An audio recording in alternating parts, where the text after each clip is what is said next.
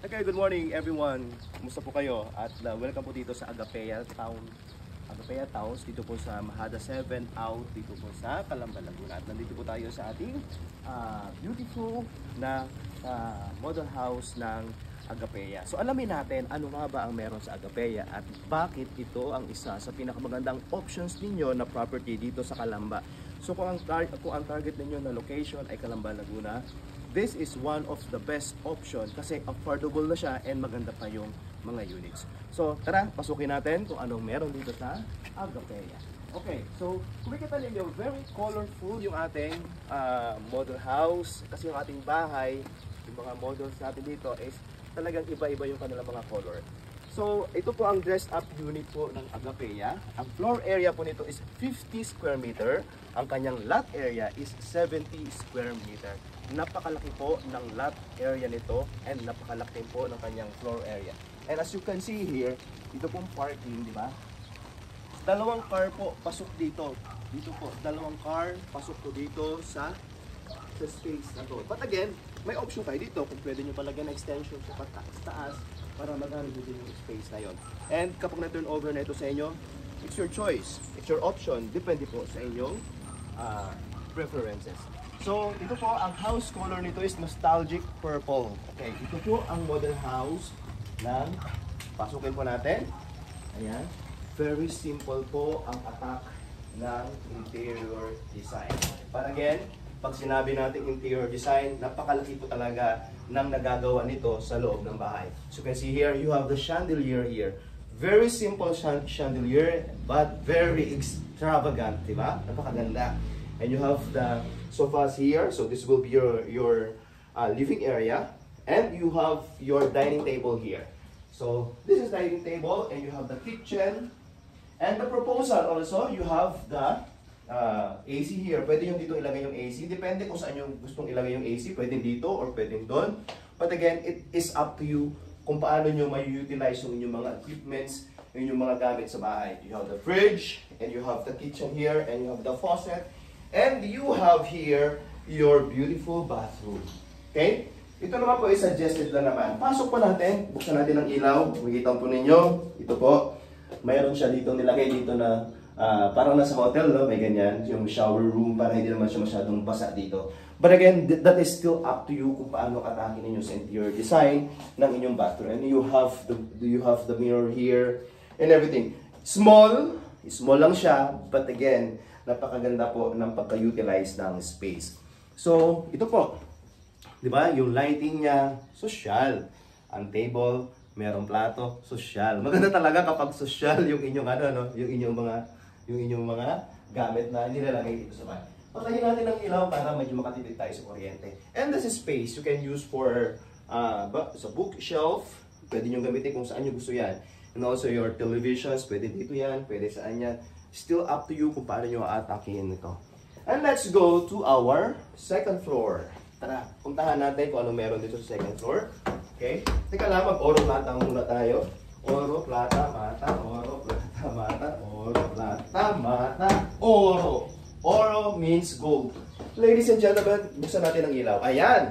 Okay, medyo lumiwanag ang ating second floor. Ano ba ang meron sa second floor? Tara, pasukin natin. Meron tayong tatlong bedroom dito. Bedroom number 1. Buksan natin. This is your bedroom number 1. You have the options here. Parang bed. Again, pwede nyo paggamitin yung space na yun for your loft. Pwede nyo gamitin itong space na to para maglagay nyo yung mga gamit. Diba? Pwede nyo paggamitin yan. And you have the cabinets here. Okay? Meron siya. Yan. And let's go to another room. Pasukin natin. Ito naman is naka-design para kung meron kayong anak. Yan. So, dalawang bed siya. Okay?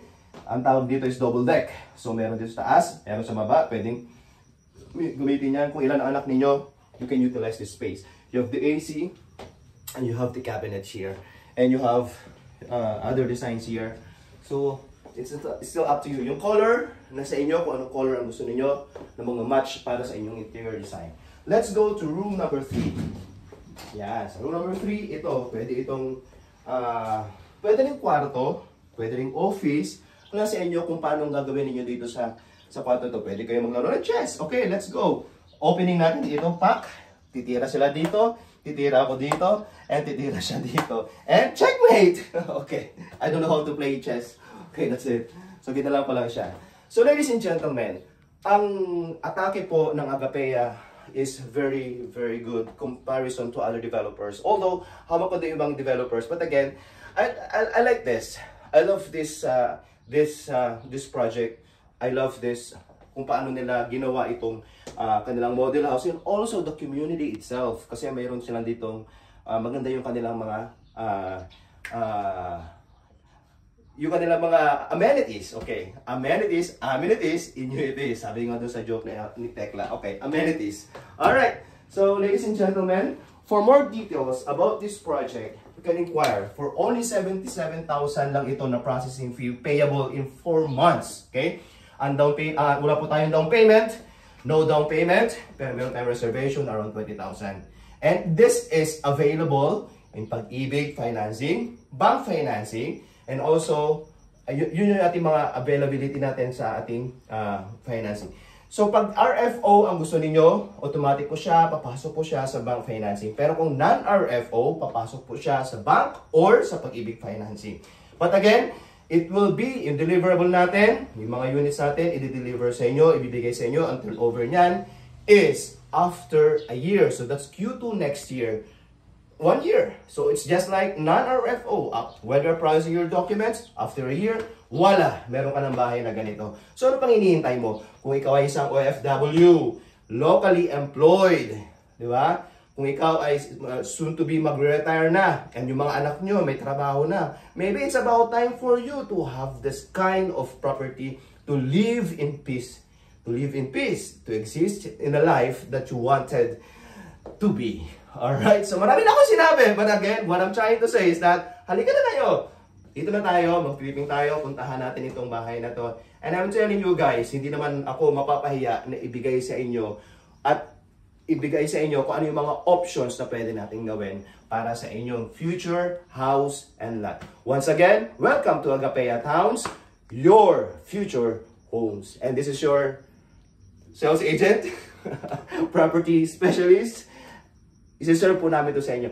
Ilalagay ko po yung description ng project na to. Ilalagay ko po kung ano yung contact details, mga contact numbers dito po sa description kung sa ang social media accounts po ito naka-post. Alright, thank you so much po and bye-bye!